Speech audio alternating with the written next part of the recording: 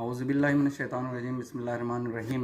नाज़रीन कि कोविड-19 के सिलसिले में कि हमने पहले भी डिफरेंट अपनी वीडियोस के अंदर आपको अपडेट करने की कोशिश की है। तो आज मैं एक और छोटा सा टॉपिक लेकर आया हूँ कि एक आपके जहन में सवाल घूमेगा कि ये जो वायरस है इसकी ट्रांसमिशन यानी एक दूसरों को ये कैसे फैलता है। तो इसको थोड़ा मैंने स्टडी किया कि अभी तक इसके बारे में क्या अपडेट्स हैं साइंटिफिकली। एक तो मैं नाजरीन मैं आपको एक ये बात बताऊं कि ये जो जितनी भी साइंटिफिक इंफॉर्मेशंस होती हैं वो एक्सपेरिमेंटल जो डेटा होता है ना उस पर बेस करती हैं। ये ऐसे नहीं है कि किसी अखबार ने ख़बर छापा तो उसको हम कह दें कि अब ये होने लगा वो होने लगा। ये और चीज़ है बिल्कुल। ये साइंटिफिकली चीज़ें प्रूफ होती हैं और मल्टीपल जगहों पे प्रूफ होती हैं। और फिर अगर ड्रग्स के बारे में तो FDA फाइनल उसकी अप्रूवल देती तो तब ये बातें मानी जाती। तो अब दुनिया के अंदर अभी इस सिलसिले में यानी ये जो वायरस एक से दूसरे बंदे को कैसे फैलता है उसके बारे में कहाँ तक के अपडेट्स ये मैं आपको ज़रा बताना चाहता हूँ। सबसे पहली बात ये है कि आपको ये पता होगा कि ये कोरोना वायरसेस थे ये पहले भी थे, जैसे मार्स है, सार्स है, ये पहले भी थे कोरोना वायरसेस। तो उनका कुछ डेटा है तो उसमें ये है कि ये 20 से 14 डेज़ तक इसके इंक्यूबेशन पीरियड कहते हैं। यानी वायरस से आपको इन्फेक्शन हो गया और आपको सिम्टम्स आने शुरू हो गए। तो अभी तक की जो स्टडी है जो अभी तक समझो प्रूफ हो गए उसके मुताबिक इसका भी इंक्यूबेशन जो पीरियड है वो 2 to 14 डेज़ हैं। यानी अमूमन जो लोग हैं जिनको कोरोना वायरस हुआ है तो वो इस वायरस की इंक्यूबेशन से लेकर उसके सिम्टम्स आने तक इतने दिन लगते हैं। आपको मतलब तब पता चल जाएगा। लेकिन अभी तक ये एग्जैक्टली चीज़ें वो नहीं है, ऑथेंटिक नहीं है। मतलब ये वो हैं जो आपको डिफरेंट स्टडीज़ डिफरेंट इंफॉर्मेशन के ज़रिए यानी WHO की वेबसाइट्स के ऊपर या US की डिफरेंट एजेंसीज़ हैं उनकी वेबसाइट्स के ऊपर वो डेटा अपडेट करते हैं या फिर रिसर्च आर्टिकल्स के अंदर आते हैं। यूरोपियन मेडिसिन एजेंसी है उसके अंदर आ जाते हैं। तो पहली बात तो ये है कि ये इसका इंक्यूबेशन पीरियड अभी तक जो पता है वो 2 to 14 डेज़ है। तो दूसरा जो एक क्वेश्चन ये है ये ट्रांसमिट कैसे होता है। आपने देखा होगा बहुत सारे डिजीज़ हैं, फॉर एग्ज़ाम्पल हेपेटाइटिस है और इस तरह के और डिजीज़ हैं। तो ये एक बंदे से दूसरे बंदे तक कैसे फैलती हैं। तो इसकी ट्रांसमिशन एक तो आपने अभी तक ये सुना होगा कि भाई एक दूसरे की तरफ आपने खांसना नहीं है क्योंकि जब आप खांसेंगे तो ड्रॉपलेट्स के ज़रिए ट्रांसमिट होता है।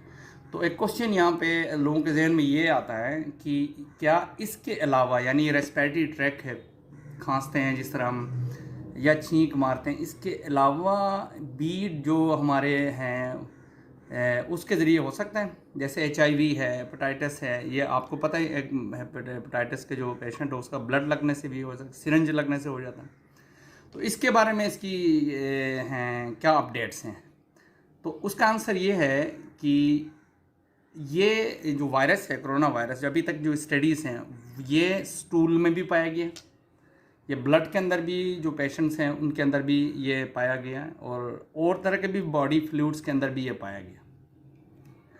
यानी उनके अंदर ये चेक किया गया कि वहाँ पे ये फीसेस के अंदर भी ये प्रेजेंट होता है, स्टूल के अंदर भी प्रेजेंट होता है।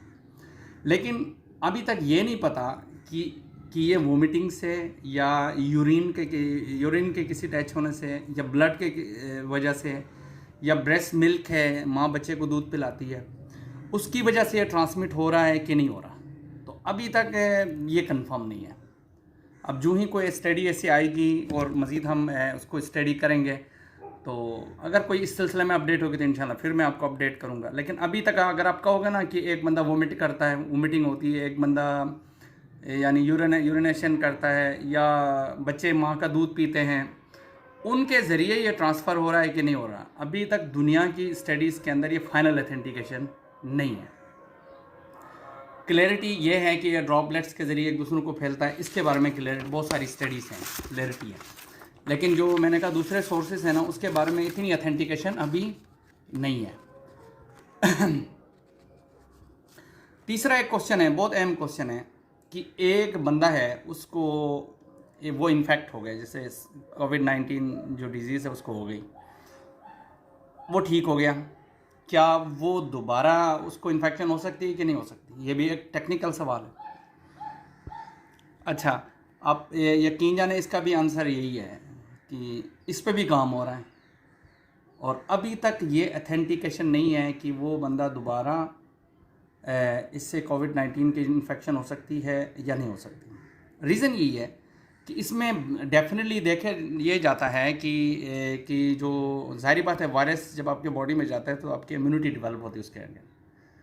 तो अब चूँकि ये अब ज़ाहिर बात है, दिसंबर से अभी तक लोग दुनिया में साइंटिस्ट बड़े लगे हुए हैं इस काम के पीछे, स्टडीज़ कर रहे हैं, लेकिन अभी तक हमें श्योर नहीं है। हाँ, ये कोरोना वायरसेस की और फैमिलीज़ हैं, जैसे मार्स और दूसरी जो सार्स हैं, उनके बारे में ये रिपोर्ट्स मौजूद हैं कि ये अगर किसी पेशेंट को ये हो गया है तो वो फ़ौरन दोबारा उसको ये दोबारा नहीं हो सकता। मतलब ये कोरोना वायरसेस थे, ये जो मार्स और सार्स कोरोना वायरसेस थे, उनके बारे में ये स्टडी है कि फ़ौरन नहीं हो सकता। तो उसकी बेस पे हम ये अजम्पशन कर सकते हैं कि जिसको कोविड-19 होगा तो उसको दोबारा नहीं होगा इंशाल्लाह। लेकिन चूंकि हम साइंटिफिकली ये बात प्रूफ नहीं हो गई, तो इसलिए हम अथेंटिकेशन के साथ नहीं कह सकते हैं। और अपनी अजम्पशंस की बेस पे और अपनी जो कि असेसमेंट जो प्रीवियस डेटा हमने स्टडी किया उस बेस पे हम ये कह सकते हैं। तो इन शॉर्ट, इन कंक्लूजन, अगर इसकी ट्रांसमिशन की बात की जाए तो एक तो ये है कि इसका भी इंक्यूबेशन पीरियड 2 to 14 डेज़ है। और इंटरेस्टिंगली आपने देखा होगा बाज़ औक़ात की ये जो था अपना कराची का जो मिनिस्टर था सईद गनी, उसको कोई सिम्टम नहीं था लेकिन उसको कोरोना वायरस था। अब ये भी एक क्वेश्चन है, अगर एक कोई बंदा जिसको कोई भी सिम्टम ना हो उसको कोरोना वायरस डिटेक्ट हुआ हो, क्या वो कैरियर बन सकता है? आप यकीन जाने इसके बारे में भी प्रूफ नहीं है, क्योंकि देखो प्रूफ तब होगा ऐसे बंदे अपनी स्टडी के अंदर ले लें, फिर उनको प्रॉपर स्टडी करें और उसके रिज़ल्ट आ जाएं, वो रिज़ल्ट कंपाइल हों, तो उन चीज़ों में टाइम लगता है। तो आज के दिन ट्रांसमिशन के एतबार से एक सोर्स जो रेस्पिरेटरी वाला सोर्स है वो किसी हद तक बहुत ज़्यादा कॉमन भी है और ऑथेंटिक भी है। बाकी अदर सोर्सेज हैं तो उनके ज़रिए हम अभी ऑथेंटिकली नहीं कह सकते, तो लिहाजा हमें एहतियात ज़रूर करना चाहिए। ऐसा पेशेंट होगा उसको, वो अगर कोई फीमेल है तो ब्रेस्ट फीडिंग ना करे अपने बच्चों को, अगर वो मेल है तो उसका ब्लड, उसका स्टूल और ये इन चीज़ों से भी अवॉइड किया जाए। चांसेस हैं, अब चूंकि हम तो यही बात बता सकते हैं कि अगर साइंटिफिकली वैलिड ये स्टडी बिल्कुल वैलिड हो और किसी न किसी एजेंसी से अप्रूव्ड हो तो तब हम कह सकते हैं। अदरवाइज़ हमें बिल्कुल उसका इस तरह एहतियात करना पड़ेगा। और वो शख्स जिसको सिम्टम नहीं है वो कैरियर बन सकता है, तो आज के दिन तो हम ये अंदाज़ा लगाएंगे हाँ वो कैरियर बन सकता है, उससे हमें अवॉइड ही करना चाहिए। तो ये मेरा कंक्लूजन था ट्रांसमिशन के बारे में। इंशाल्लाह अगर इसके बारे में फ़र्दर भी कोई अपडेट्स आ गई तो फिर गाय बगाए आपको शेयर करेंगे। नाजरीन, मैं आपको इम्पोर्टेंट बात बताऊँ, ये जितनी भी इंफॉर्मेशन है मैं आपको बताता हूँ, मुझे इस इंफॉर्मेशन को आपको पास करने से पहले बहुत ज़्यादा आपको रिसर्च आर्टिकल्स पढ़ने पड़ते हैं। और जो भी मैं बात यहाँ पे आपके सामने कर रहा होता हूँ, मेरे पास इसका साइंटिफिक बैकग्राउंड होता है। मैं अपनी तरफ से कोई भी बात नहीं करता और मैं अपनी कोई राय नहीं देता।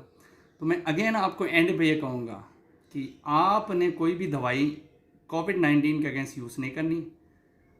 अगर कोई सिम्टमेटिक ट्रीटमेंट भी होगी वो आपको डॉक्टर करेगा, आपने खुद कोई नहीं चीज़। हाँ, आपने जो काम करना है वो ये है कि सेहतमंद ग़िज़ा खानी है, आपने टच नहीं होना, कांटेक्ट नहीं होना, एक दूसरों से अवॉइड करना है और अपनी गवर्नमेंट की जो भी मालूमात आम फेम ज़बान में आपको मिलती हैं उनको फॉलो करना है। और इंशाल्लाह आप देखेंगे हम यकीनन इस मुसीबत से बहुत जल्द इंशाल्लाह अल्लाह हमें निकालेगा और हम सुरखरू हो जाएंगे और अल्लाह हमारी ज़रूर मदद करेगा। अस्सलाम वालेकुम।